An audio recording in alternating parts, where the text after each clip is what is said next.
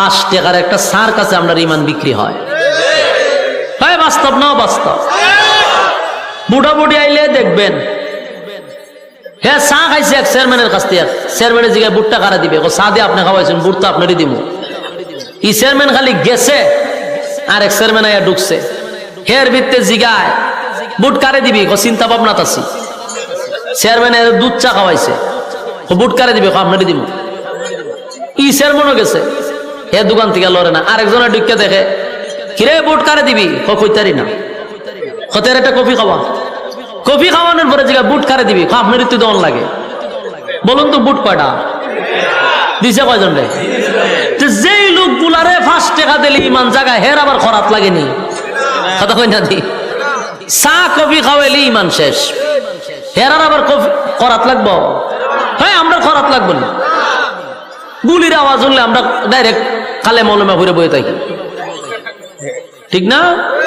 আমরা রইলে ইমান। কিন্তু এই মন্ত্রী সবে মাত্র কালেমা ভুইরা ইমানের পরীক্ষা তার উপরে চলে আসছে, সে বাদশারে ডাইরেক্ট বলছে 2 ভাগ করে ফেল, কিন্তু ইমান দিব না।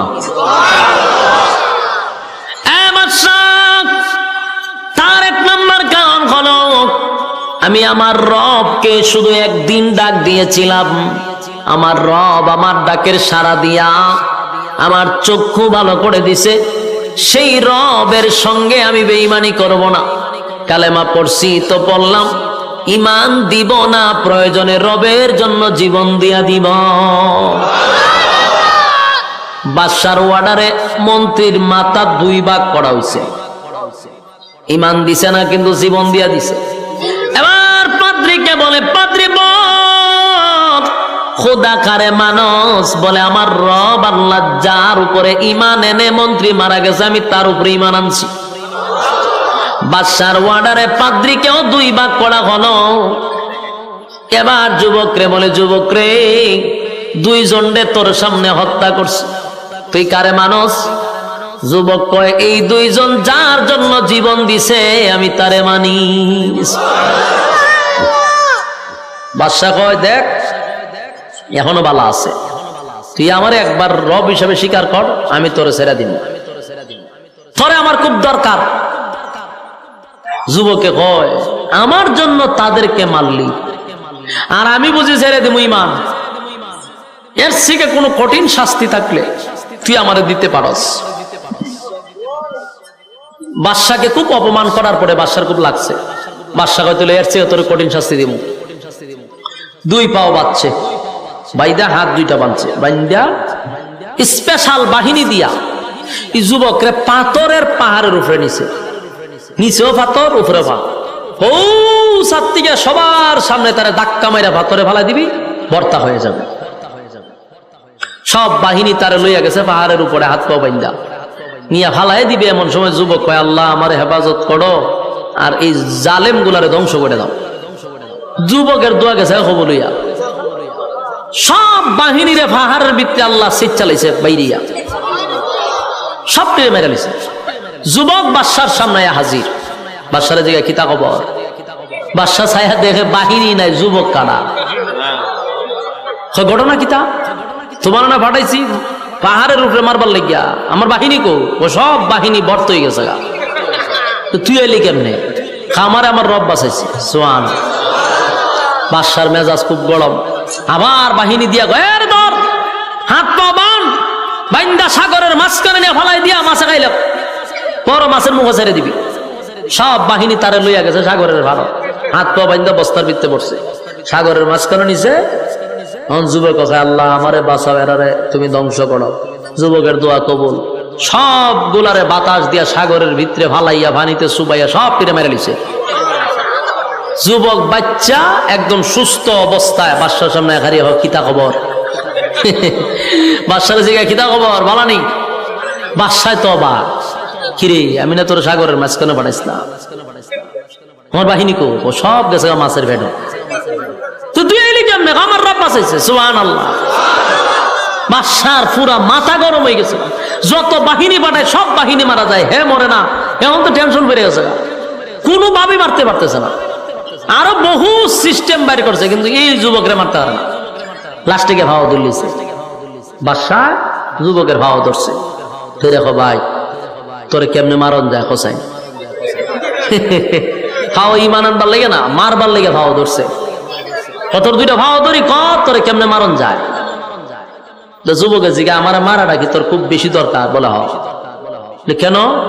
তুই গোটা দেশটারে তুই তোর খুদার পরিচয় দিবি, লাস্টে আমার কেউ খুদা মানত না, এই যন্ত্রণা আমার ঘুমো ধরে নাইলে তোরে মারে লিতাম।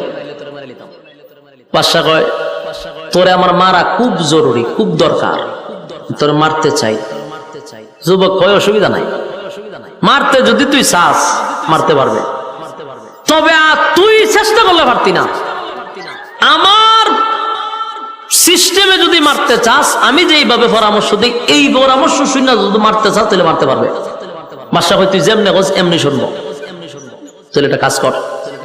তোর দেশের যত জনগণ আছে সব জনগণে এক জায়গায় জমা করবি, গড়ের মধ্যে কেউ থাকতে পারবে না। মনে করেন একটা কথা বলে, বাংলাদেশের প্রধানমন্ত্রী শেখ হাসিনা যদি বলে যে বাংলাদেশের সব মানুষ তোমরা যারা যেখানে আছো আগামীকালকে ঢাকায় আসবা, কেউ করে থাকতো না। পত্রিকায়, টিভিতে, সোশ্যাল মিডিয়াতে সব জায়গায় নিউজ হইতেছে, গ্রামে গ্রামে মনে করেন মাইকিং হয়েছে, মসজিদও মাইকিং হয়, সবাই বলতেছে আগামী এত তারিখে সবাই ঢাকা যেতে হবে, কেউ করে থাকতে পারবো না। এত কিছু হওয়ার পরেও আপনার কি ধারণা সবাই ঢাকা যাইব? আচ্ছা কোনছেন, আমি তো কথা বলতে আপনারা বুঝুননি কথা, তুই বুঝলে কি তা হন, হ্যাঁ অথবা না তো কোন দরকার। আপনারা দি গুরুস্থানের মতো নিরাই গেছেন গা, হ্যাঁ সব যাইবো নি মাঝে কবে খাই আর খাম না। তুমি কইছো আর আমরা যাওয়ান গা লাগবো, মাঝে খাম খাজাচ্ছে না। কেউ কয়েকজন যাইতে পারে, কেনা যাইবো যারা তেল মারুন এরা যাইব, ঠিক না? তেল মারুন এরা যাইব, বাকি এরা কবে আমরা খাম আছে আমরা যাওয়ান যেত না। কিন্তু সরকার যদি এই আইন করে বলে আগামীকালকে ঢাকা আসতেই হবে, যারে গরফ হাওয়া হবে তারে ক্রস ফায়ার করে মারা হবে, এই অর্ডার যদি চালু হয়, কিতাব ওজন কেউ গরো থাকবো? গাড়ি না ফেলে আটটা যাওয়া শুরু করবো, আটটা না যেতে হলে ওই নদীর মাঝখান দিয়ে সাতটায়া যাইব, কারণ যদি ভাই তাহলে ক্রস ফায়ার করবো। একটা বাঙালি গরো থাকবো না আমার কন্যা দি, দেশের একটা মানুষ গরো থাকতো না, বাচ্চা কাচ্চা লইয়া কান্দ লইয়া দূর শুরু করবো, যে হায় তাড়াতাড়ি মাইরা লইব, মরণ রে ডরায় সবাই। ওই জালেম শাসক এই আইন জারি করছে, যারে গড়ে ভামো তারে মারণ, সবাই একটা নাইবি। তো মানুষও সব লইয়া এক জায়গাতে জমা হয়েছে, সবাই এক জায়গায় আসছে। এবার যুবকটারে একটা স্টেজের উপরে বাইন্দা রাখছে, হাত পাও বাইন্দা রাখছে। এখন যুবকে কয় শোন সবাই আসছে বলে, হ দেশের একজনও বাদ নাই, বলে আমি একটা মন্ত্র শিখাবো, এই মন্ত্র তুই বলবি আর আমারে তীর মারবি, আমি জাগাতি মারা যাব, তবে মন্ত্রটা সবার কানে কানে পৌঁছতে হবে, যদি একজন না শুনে আমি মরব না। বাদশা কই সব বনাশ, যে ভাবি হোক মানুষের কানে এটা পৌঁছাইতে হইব। তখন তো মাইক ছিল না, যে ভাবি হোক কানে পৌঁছাইতে হইব। তো যুবকে বলছে মন্ত্র শুরু করলাম, বিসমিল্লাহি রাব্বিল গোলাম, বিসমিল্লাহি রাব্বিল গোলাম, এই কথা বইলা তীর মারবি আমি মারা যাব। বাদশাহ বিসমিল্লাহ রাব্বিল গোলাম এমন ভাবে কইছে প্রত্যেকের কানে গিয়ে ফুটছে, বাস তীর মারছে, যুবক স্টেজে মারা গেছে। সুবহানাল্লাহ। শেষ না? শেষ। কিন্তু ঘটনা তো অন্যদিকে মোড় দিছে, ঘটনা অন্যদিকে মোড় দিছে। মাইরা লাইছেন তো হে বাদশাহ মনে হচ্ছে যে শেষ, সব দামা চাপা দালাইছি, সব শেষ, আমার শত্রু শেষ, আমি এখন এককভাবে রাজত্ব করব, এটাই তো বাদশাহ চাইছিল। কিন্তু এই আশা বাদশার পূরণ হইছে না। মায়েরা সারছে, দেশের জনগণ হয় ঘটনা কিতা, বাদশাহ যে খুদা দাবি করে, এই খুদায়ে একটা যুবকরে মারতে পারলো না, কত চেষ্টা করলো, পানিতে ফালাইলো মরল না, পাহাড়ের উপরে নিল মরল না, শুলিতে ঝুলাইলো মরল না, পাথর মারলো মরল না, কত চেষ্টা করলো যুবকরে মারতে পারলো না। কিন্তু যুবকে মুখ দিয়ে একটা শব্দ বলার সাথে সাথে মারা গেল। ঘটনাটা আমাদের বোঝা দরকার। সুবহানাল্লাহ। দেশের সব জনগণ কয় হ্যাঁ যদি খুদা হইতো তাহলে একটা বন্দারে মারতে পারে না, হে তো ব্যর্থ খুদা, এ আস্তে একটা খুদা, এখনো খুদা না। যুবক মরার সময় আমাদেরকে একটা মেসেজ দিয়া গেছে, বিসমিল্লাহি রাব্বিল গোলাম, সেই রবের পরিচয় দিয়া গেছে যেই রবের নাম নিয়ে সে দুনিয়ার থেকে বিদায় হইছে, যেই রবের নাম নিয়ে সে বারবার বেঁচে গেছে, যেই রবের নাম দিয়ে আমাদের চক্ষু ভালো করে দিয়েছে, যেই রবের নাম নিয়ে সে কুষ্ঠরোগ ভালো করে দিয়েছে, সেই রবের মেসেজ আমরা দিয়া গেছে। উপস্থিত 20,000 মানুষ কালেমা ভরে ঈমান আনছে। একটা জবান বন্ধ রাখবেন, আল্লাহু আকবার। আরো জোরে বলেন আল্লাহু আকবার, আরো জোরে বলেন আল্লাহু আকবার। 20,000 মানুষ কালেমা ভরে ঈমান আনছে। মারছে কয়জন? এই অতকান বুঝি তুইও আজনছে একজন মারছি, তুই একজন বললেন কে রে? হারা রাত বলে ইউসুফ আর জুলেহার ওয়াজ করছে, সোহালে হুজুর রেগে জিগে হুজুর জুলেহা বেটা না বেডি, তারপরে তুই ই ওয়াজ শুনতেছেন। মারলো কয়জন? 3 জন মারছে, একজন না। 3 জন মারার পরে কালেমা পড়লো কয়জন? 3 জনকে কোন অপরাধে মারছিল? কালেমা পড়ার অপরাধে মারছিল। যেই অপরাধে 3 জনকে মারলো, এই অপরাধে আবার দেখা যায় 20,000 মানুষ কালেমা পড়ছে। অহন বাদশার মাথাটা কেমন হিট হইছে কিতা বুঝো?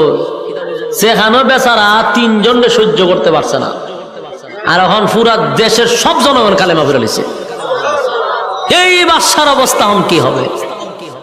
কিন্তু আবারও বলছি, বাদশা হলো জালেম বাদশা। বাদশা হলো এই জালেম বাদশা, তো নামই জালেম বাদশা। 20,000 মানুষ কালেমা পড়ছে, এটা সে বরদাস্ত করতে পারে না, এটা সহ্য করতে পারতেছে না, কোনোভাবেই মেনে নিতে পারতেছে না। এবার সে সিদ্ধান্ত নিছে 20,000 মানুষ মেনে নেব। চিন্তা করেন এর কি পরিমাণ কুত্তায় কামড়াইছে। হ্যাঁ, ভাগলা কুত্তায় কামড়াইছে না? 20,000 মানে কি দেশের সব জনগণ নিয়ে মেরে নিব। কিসের অপরাধে? এক আল্লাহ মানার অপরাধে হে এখন দেশের জনগণই মেরে নিব, মানে জনগণ মাইরা একলা রাজত্ব করবো খালি মাটাও। কি পরিমাণ ভাগ হলে এরকম কাজ করতে পারে?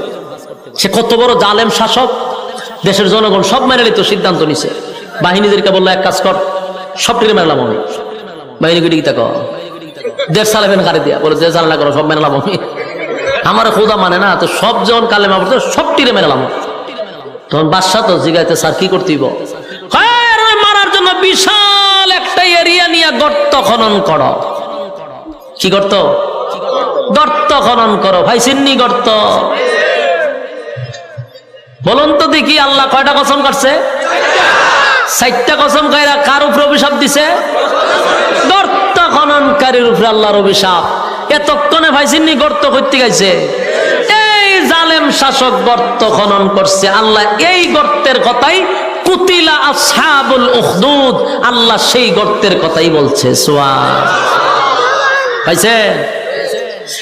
আল্লাহ বলেন ওয়াসসামাই যাতিল বুরুজ ওয়াল ইয়াউমিল মাউউদ ওয়া শাহিদিন ওয়া মাশহুদ। কয়টা কসম?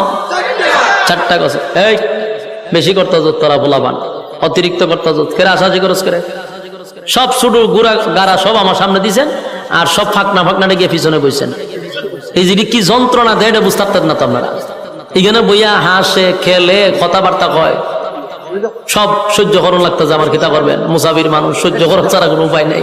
হ্যাঁ ব আর চিল্লে একটু সময় লরিস না, যন্ত্রণা দিতে যে ওয়াজের বতম তিকই লরিস না, ওয়াজটা শেষ করতে দে আমার আল্লাহর হস্তে।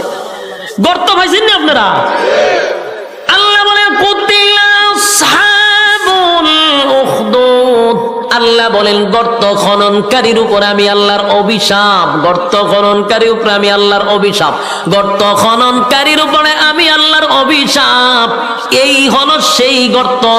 বাদশা গর্ত খনন করছে গোটা দেশের সব জনগণ মারার জন্য। গর্ত খনন করিয়া আল্লাহ বলেন আন্নারি যাতিল ওয়াকুদ إذ هم عليها قعود وهم على ما يفعلون بالمؤمنين شهود ওমা নাকামু মিনহুম ইল্লা আইয়ুমিনু বিল্লাহিল আজিজিল হামিদ। রব্বে কারীম বলেন, চারটা কসম কাটছি গো জালেম বাদশার। আল্লাহ বলেন, গর্ত খননকারীর উপর আমি আল্লাহর অভিশাপ, জালেম শাসকের উপরে অভিশাপ, গর্ত যে খনন করছে তার উপর অভিশাপ। আন্না রিজাতিল ওয়াকুদ, দাউ দাউ করে আগুন জ্বলছিল। ইযহুম আলাইহা কুউদ, তারা সব দেখছিল। ওহুম আলা মা ইয়াফআলুনা বিল মুমিনিনা শুহুদ, মুমিনদের সাথে যা কিছু ঘটেছিল সব তারা দেখেছিল। দাউ দাউ করে কিসের আগুন, কি দেখেছিল, কি হয়েছিল, সবগুলা বিস্তারিত পাবেন। আল্লাহ বলেন, এই জালেম শাসক তখন বিশাল একটা গর্ত খনন করছে, গর্ত খনন করিয়া গর্তের ভিতরে আগুন দড়ায়া দিছে। এই জন্য আল্লাহ বলেন, আন্না রিজাতিল ওয়াকুদ, ধাউ ধাউ করে আগুন জ্বলছিল সেই গর্তের ভিতরে। কারণ ওই জালেম শাসক গর্তের ভিতরে আগুন দড়ায়া দিছে। কি দড়াইছে? জালেম শাসক গর্তের ভিতরে আগুন দড়াইল। গর্তের ভিতরে আগুন দড়াইয়া আগুনগুলি দাউ দাউ করে জ্বলতেছিল। তখন বাদশাহ অর্ডার দিছে, যারা কালেমা পড়ছে, আমি বাদশাকে যারা খোদা মানে না, আমি বাদশারে যারা খোদা মানে না, সবাইকে দড়ে দড়ে জ্যান্ত আগুনে পুড়ায়া ছাই করে ফেলবি। নাউজুবিল্লাহ। গর্ত খনন করিয়া গর্তের ভিতরে আগুন দড়াইয়া ওই গর্তের ভিতরে আগুন দাউ দাউ করে জ্বলতেছে। আর বাদশার ওয়ার্ডারে দেশের জনগণ গুলাকে জ্যান্ত দরে দরে ইডাল দিয়া দিয়া আগুনে জ্বালাইতেছে। জ্যান্ত মানুষ গুলাকে আগুনে পোড়াইয়া ছাই করে ফেললো। আমি আপনাদের কাছে একটা প্রশ্ন করতে চাই, তারা কি অনেক আগেই ঈমান আনছিল না সবে মাত্র আনছে? কথা কন্যা দি, সবে মাত্র ঈমান আনছে রে। সবে মাত্র ঈমান আনার সাথে সাথে তাদের ঈমানের পরীক্ষাও চলে আসছে, আর তারা সবাই পরীক্ষায় উত্তীর্ণ হয়েছে। জোরে কোন সুবহান। জানত মানুষগুলাকে দইরা দইরা জালেম শাসক আগুন দিয়া জ্বালায়া মারলো, সবগুলারে আগুন দিয়া পুড়ে ফেললো, আগুন দিয়া ছাই করে ফেললো। ঠিক এই মুহূর্তে একটা মহিলা তার দুধের বাচ্চাটারে লইয়া একটা পাও সামনের দিকে আগায় গো, আর একটা পাও পিছনের দিকে নেয়। মা হইয়া দুধের বাচ্চাটারে লইয়া আগুনে চাপ দিতে চায় না, আগুনের ভিতরে চাপ দিতে চায় না। মা তার সন্তানের প্রতি একটা মায়া মহব্বত চলে আসছে, আর চোখের পানি গুলো ছেড়ে দিয়া কান্দে আর বলে, হ্যাঁ আমি যদি একা হতাম তাহলে আমার সব মুমিন ভাইদের সঙ্গে আমিও আগুনে ঝাঁপ দিতাম, কিন্তু মালিক আমি তো মা, আমার কলিজায় তো মানে না। আমি আমার দুধের বাচ্চাটারে লইয়া কেমনে গো আগে আমি আগুনে ঝাঁপ দেই? আমি আমার দুধের বাচ্চাটারে লইয়া আগুনে ঝাঁপ দিতে আমার কলিজায় মানে না। মা হইয়া কোনোভাবেই আগুনে ঝাঁপ দিতে চাচ্ছিল না। ওই বিষয়টা জালেম শাসক সবগুলা ফলো করছে, তাই আস্তে আস্তে মহিলার কাছে জালেম শাসক আইসা বলে, এই মহিলা, আমি বুঝতে পেরেছি আমার বোঝার বাকি নাই গো, তুমি আমাকে খোদা মানতে রাজি, কারণ তুমি আগুনে ঝাঁপ দিতে পারবা না, কারণ তোমার দুধের বাচ্চা লইয়া আগুনে ঝাঁপ দিতে তুমি রাজি না। আমাকে একবার প্রভু মানো, আমি তোমাকে আগুনে নিক্ষেপ করবো না। এই কথা জালেম শাসক বলতে দেরি আমার আল্লাহ ছোট নাবালক এবং নবজাতক শিশুর জবান দিয়া কথা বাহির করে দিছে। শিশু মার কোলে তাইকা ডাক দিয়া বলেন, মা গো, জালেম শাসকের কোনো কথা শুনবা না গো মা, এই জালেম শাসকের কথা শুনবা না মা, একটা সেকেন্ড দেরি কইরো না গো মা। তোমার চোখের সামনে হাজার হাজার নারী পুরুষ মালিকের উপরে ঈমান এনে তাদের ঈমানের পরীক্ষা দিয়া ফার্স্ট হইয়া জান্নাতে চলে গেছে গো মা। একটা সেকেন্ড দেরি করবা না, আমি তোমার বাচ্চা বলছি, আমারে সহ তুমি আগুনে জাপ দাও, দেরি কইরো না গো মা, শয়তান ওয়াসওয়াসা দিবে, একটা সেকেন্ড দেরি করবা না। মা তার দুধের বাচ্চার কথা শুই না ইমানি জজবা বেড়ে গেছে, আর পিছনের দিকে তাকায় নাই, বাচ্চাটারে কুলে লইয়া একটা সেকেন্ড দেরি করে নাই, আগুনে জাপ দিয়া ইমানের পরীক্ষায় উত্তীর্ণ হয়ে গেল। একটা জবান বন্ধ রাখবেন, আল্লাহু আকবার।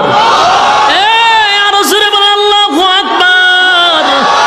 এবার চতুর্দিক দিয়া যখন দাও দাও করে আগুন জ্বলছিল, আন্নারি যাতিল ওয়াকুদ ইযহুম আলাইহা কুউদ ওয়া হুম আলা মা ইয়াফআলুনা বিল মুমিনিনা শুহুদ।